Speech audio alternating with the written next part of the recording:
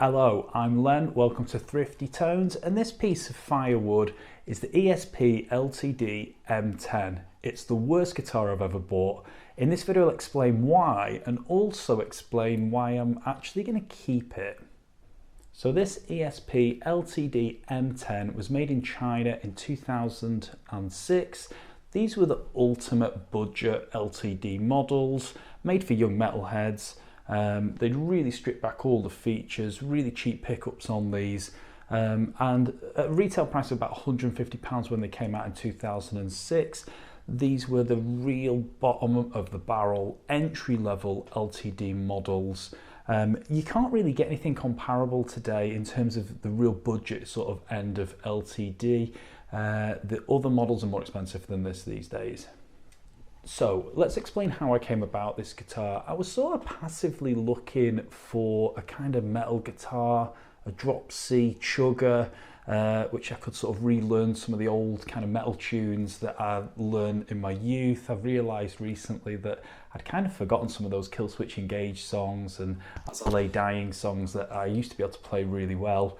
I can't really play them anymore because I don't have a drop C guitar. All my guitars are in standard tuning, lots of them have Floyd Roses on, so it doesn't make sense to sort of tune one down. A lot of my guitars, as I've said in my guitar collection video, are used for live stuff as well. I gig my guitars a lot. So all I was really looking for, in a very kind of passive way, was a really cheap instrument that was kind of cool, that kind of looked cool, that I could tune down to drop C, throw a set of 12s onto it, and just chug away really. It didn't have to be the best guitar in the world, just something that would be used at home rather than out gigging. I also thought it'd be quite good for the channel if I'm testing out some metal stuff. You know, lots of players playing drop C these days, and I really wanted a drop C guitar, but I didn't want to put too much money into it. This wouldn't be a guitar that would be gigged. None of the bands I play in would play in drop C. So, you know, really cheap, interesting, cool kind of guitar, thinking like, you know, Jackson, ESP LTD, BC Rich, kind of something interesting, something a little bit different. So I came across this. Now I saw this for sale on the Cash Converters website. If you're not from the UK, you might not know what Cash Converters is. It's kind of like a chain of pawnbrokers where you can go in and you can, you know, sell your wares cheaply. And get cash for it straight away. So this was advertised on the website. I think it was from the Cash Converters Walworth in London, from their store. And this was listed when it first came up at £80. Okay, so this M10 was listed at £80. And as soon as I saw it, I thought, wow, that kind of fits the brief for, you know, drop C chugger, really, really cheap. Kind of cool, you know, it had like the reverse headstock on it as well, which I really loved. It was all battered and stuff. I was encouraged by the fact that it was a matte finish guitar when it first was released, but it had gone shiny, so someone's played it quite a bit, so I thought, oh, that's brilliant, that'll be really, really cool. It's only £80, and I think I sort of forgot about it after I first saw it. I think I was busy with work or something. I went on the next day to look at it and I sort of remembered, oh yeah, remember that ESP LTD drop C guitar? It had gone down to £60. So this guitar was listed on their website for 60 quid. Take my money, Cash Converters. I purchased it straight away. This fit the bill so well for what I was looking for. I'd had really, really good experiences with LTD over the years, and I thought this is the one for me. And I was encouraged by the fact that I've had such great experiences with LTD over the years. You know, I've owned loads of LTD guitars from the very, very top of the range, like the James Hetfield Iron Cross model that I had. That was a brilliant instrument, like some of the best pickups I've ever played, you know, comes stock in that, the headset, the EMG headset. Absolutely amazing guitar. I've had EC 1000s, again, professional level feeling instruments, I think.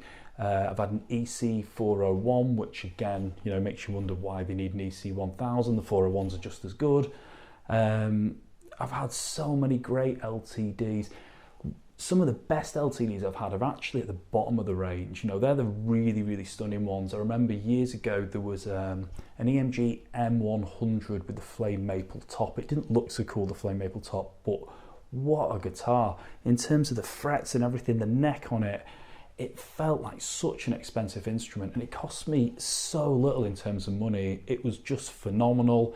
I've had an MH50, I think, which had a Floyd Rhodes special on it as well. That was a brilliant instrument. All of these guitars I'm mentioning, there have been zero problems with any of them. LTD are a brand I think that you can trust as a buyer. I certainly have in the past, and I've been rewarded by brilliant, brilliant instruments. They are fantastic at the top of the range, and they're absolutely fantastic at the bottom of that range as well. So there's me thinking, you know, this is, you know, the cheapest LTD you can buy, but it's going to be brilliant. It's got that name on the headstock that I trust. I'm going to absolutely love this. So the guitar arrived really quickly. I was dead excited to unwrap it, and things started off really well. I took the packaging off. It was really, really well packaged, you know, loads and loads of bubble wrap, and it had been sent in, and cash converters do this sometimes. They sort of just find stuff around the shop and just sort of send it in it. It had been sent in a Yamaha Revstar gig bag. Now, if you've ever owned a Yamaha Revstar, I used to own one. They come with really fantastic gig bags, really, really well padded gig bags. I don't really need any more gig bags. I just use hard cases for all my live stuff. So I thought, well, I can sell this, you know. So this £60 guitar, I ended up selling the gig bag for £10. We're down to 50 quid now for this instrument. It's just getting ridiculous, isn't it? You know, £50 for this guitar. That's like an expensive round at the pub, isn't it? And then I unpacked the guitar and started strumming away on it. And here's where the problems began. The nut, I'm going to start here, right? The nut was just really, really strange, okay? Now, it was the right width, it looked the part and everything, it looked like the stock nut, but this can't be the stock nut that came on the guitar. The strings on the instrument were so low that they weren't just sort of like catching on the fret, they were flat against like the first and second frets, you know, on all 6 strings. The nut, I think, had just been replaced, and it had been replaced by something that was just not correct, like a Les Paul, like an Epiphone Les Paul nut perhaps, or perhaps a Graphtec nut. Perhaps the previous owner had replaced it with a Graphtec nut, and they hadn't ordered the right one, so it was too low. But yeah, straight away, the guitar from that point is unplayable because you can't fret anything, you know, at all. Even higher up the neck, it just wouldn't make a sound. The strings were just too low down, you know, it was just pinging away. So it wasn't a functional guitar when I got it. So all my dreams of chugging away at drop C, you know, that evening were, you know, they went up in dust because the guitar just wasn't playable. I hadn't bought a guitar, I bought a project really straight away. You've got to replace the nut on it. There were other problems as well. Not huge, but kind of work, right? Again, I've not bought a guitar, I've bought a project. The finish on the neck, there's something really strange here. The finishes on the neck I'm normally used to with LTD guitars have been really, really good and quite satin in terms of feel. This one is kind of coming away from the neck. At the top end here on this side of the neck, it feels almost like sellotape, like a layer of sellotape has been put on the neck and is kind of falling off. It's just horrible. It just feels so bad. So again, you know, the guitar isn't fretting any notes, and the neck finish isn't something I could ever live with. I knew straight away, you know, it just went off my head that I'm gonna have to refinish that neck straight away. That is just horrible to the touch. There were other problems too. In terms of electronics, the neck pickup was fine. I say fine, not good, but fine, working. The bridge pickup, as soon as I plugged it in, and I put a little shim under the nut just to get it moved up, just to get a feel for whether the guitar actually worked or anything like that, it sounded really incredibly weak. I put it on a multimeter, and there was a DC reading of 4K from this. Now, if you know anything about pickup readings, metal guitar pickups tend to be ceramic pickups, and they tend to be in the sort of you know, 10 to 14 or 10 to 16 kind of range in terms of DC. So to have something that's 4, that's not really right.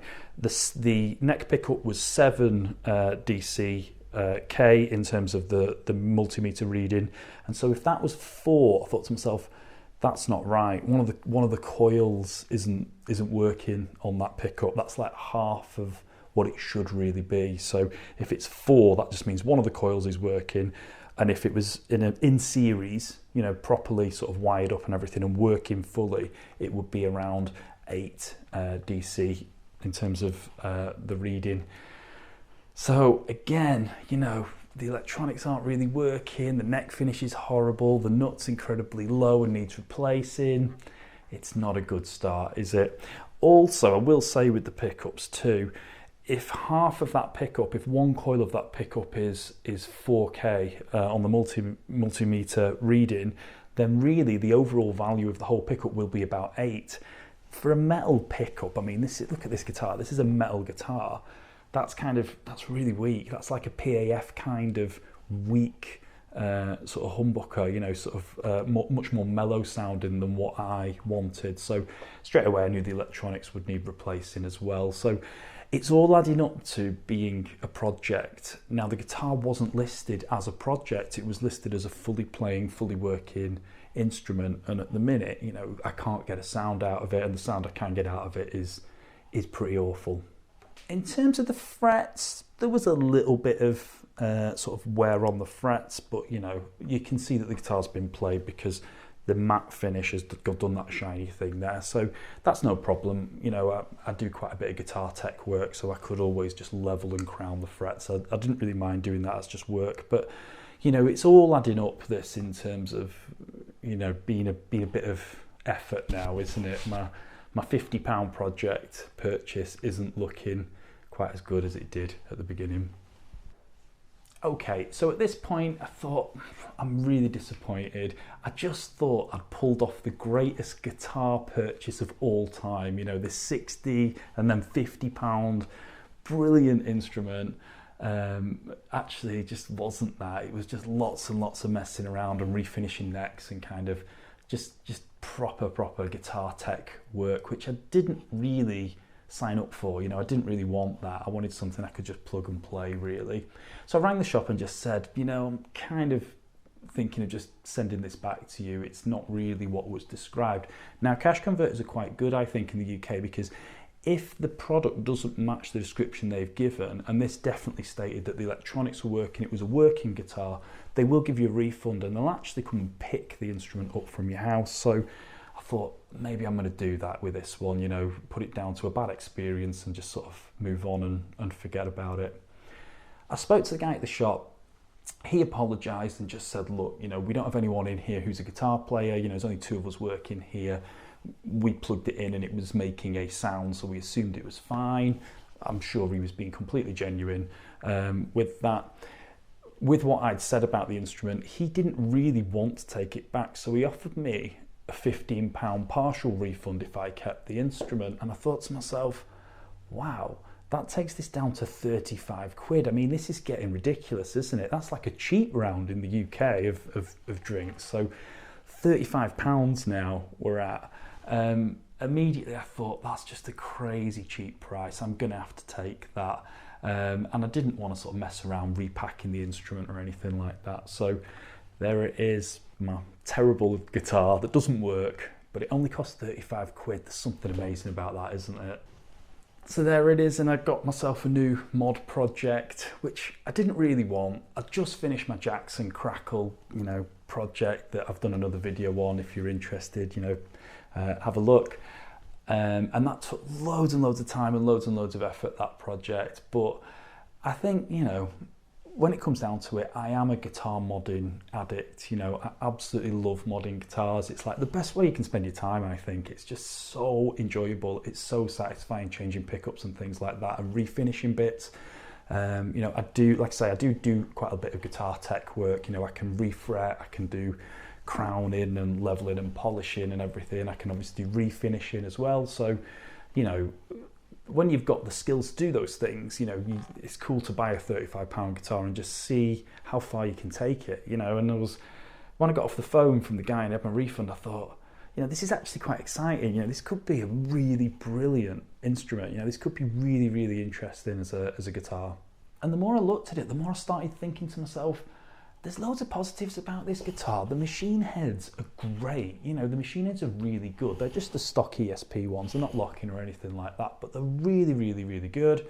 The truss rod was working brilliantly. It hadn't been adjusted. It was very, very loose, so I tightened that when I got it. You've got the reverse headstock on here as well, which I think ESP and LTDs, they need a reverse headstock for me. I think they so suit reverse headstocks. I think ESP and Jackson perhaps are the two companies where the reverse headstock just looks so cool. But the big thing for me was this neck. The grain on the neck is absolutely beautiful. It's really, really straight going down. It's a really great cut of wood that, to produce a guitar neck with. It's got the volute that you get on the really, really expensive ones. It's got a fantastic profile. I love the ESP LTD profile that they do. It's not too thin. It's got a really sort of, it's not too thick either. It's a really, really lovely place, I think. I feel so comfortable on a LTD neck, and this one feels absolutely brilliant. And also, I've touched on this, but LTD prices are quite high now. In terms of some of the straightforward metal guitars that you can see on the website, you are talking really, really big money. And when you break it down to sort of, the components of what you're getting, if you were to put, EMGs into this instrument and give it a really good fret level and crown, or maybe even refret it with stainless steel frets, as I've done on some of my other guitars, you're getting something that's going to be in the ballpark in terms of sound. It might not feel quite as good, but yeah, I can make this brilliant, I think. Especially at £35, I'm encouraged to make this into something really, really special. So what are the plans then for this instrument? Well, firstly, we're going to need to get a new Graphtec nut on here. I could raise the nut. There's a cheap trick of doing that, but the cost at the minute is so low that it's worth, I think, investing that £15 and getting a proper Graphtec nut. There's one that fits the ESP LTD guitars. I can't remember what the number is for it. I'll try and put it on screen if I remember. So new Graphtec nut. I'm going to keep the tuners. There's absolutely nothing wrong with them. Obviously locking are quite cool, but this is a guitar that's not going to be gigged. It's going to be played at home. These work absolutely brilliantly. Likewise, the bridge is fine. I think that'll stay. In terms of the body, I'm thinking new electronics. I don't know whether to go single pickup. A lot of the new LTDs are single pickup models. And for the music I'm going to be playing on this guitar, I really do only need the bridge pickup.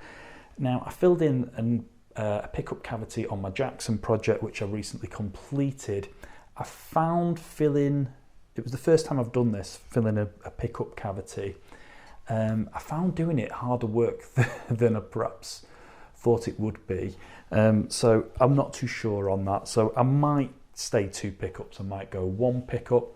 In terms of finishing, the neck will need a refinish. I'm going to use True Oil for that. I think True Oil is the DIY, guitar enthusiast's dream substance. It is so good. I think True Oil necks often end up feeling a million times better than production factory necks. So it's a great way that you as a DIYer can get one up on the factories if you're sort of trying to build this brilliant guitar. So I'm going to True Oil the neck, sand that right down, really fix that finish and get all that thick, horrible finish off there.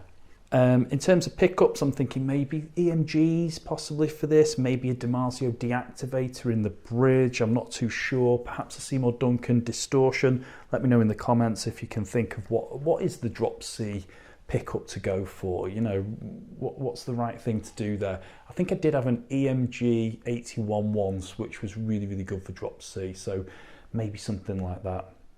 And in terms of the body, what I'm going to say here, it's going to be a crackle refinish. Having just completed my Jackson crackle, I've got the addiction now to just spraying everything in crackle. I'm thinking maybe green and black for this one, like something, you know, kind of traditional metal, that Brandon Ellis kind of look. Okay, I hope that was entertaining for you. Like I say, worst guitar I've ever bought, but really exciting mod project which I can't wait to get going on.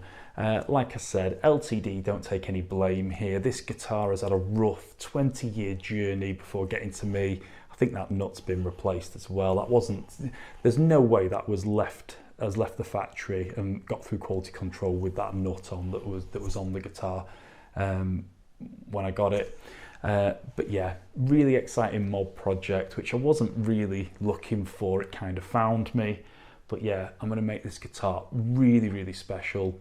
Do stay tuned, do like and subscribe and hit the bell notification. I'm going to get going on this pretty soon, so you'll start seeing refinishing videos and things like that, fret leveling, etc.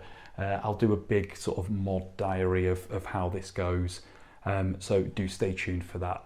Many thanks for watching, all the best.